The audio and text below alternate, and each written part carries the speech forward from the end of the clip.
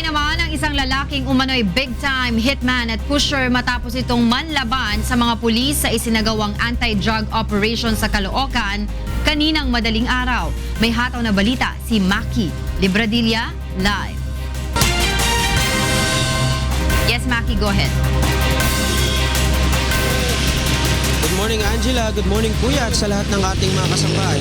Naghihingalo pa ng ilabas sa mga pulis sa kanyang inuupahang apartment itong isang lalaking umano'y big-time hitman o gun for hire at isa ring drug pusher matapos itong manlaban sa isinagawang operasyon ng otoridad sa Barangay 12. Dito yan sa Caloocan City, alas 2:30 kaninang madaling araw. Sinubukan pang isugod sa pinakamalapit na ospital ang sospek na si Adonis De La Rosa, subalit binawian din ito ng buhay. Ayon kay North District Special Operation Unit Chief Police Inspector Ali Jose Duterte, pinaputukan ng sospek ang operatiba nang matunugan nito ang mga pulis, kaya naman napilitan ng gumanti ang otoridad. Basag ang bintana ng apartment at kita pa ang tama ng bala sa pader ng umano'y paputukan ng sospek ang mga pulis.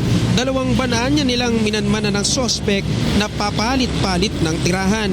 Karaniwan umanong tinutumba ng sospek ay ang mga taong may kinalaman din sa ipinagbabawal na gamot kapag may atraso o hindi ito nakapagbabayad sa droga. Supplier din umano ito ng shabu sa mga lugar sa Caloocan, Malabon, Navotas at sa Valenzuela.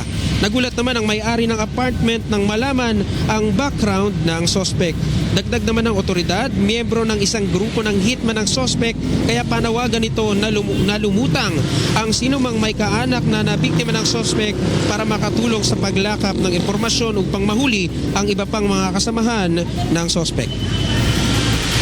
Yan muna ang latest. Balik sa iyo, Angela.